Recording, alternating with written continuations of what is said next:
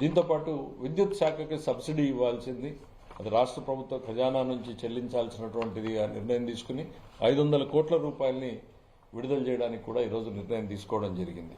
దీంతోపాటు ఎన్టీఆర్ వైద్య సేవా ట్రస్ట్ కింద వాళ్ళు దాదాపు 3,000 కోట్లు బకాయిలు పెండింగ్ పెట్టిపోయారు.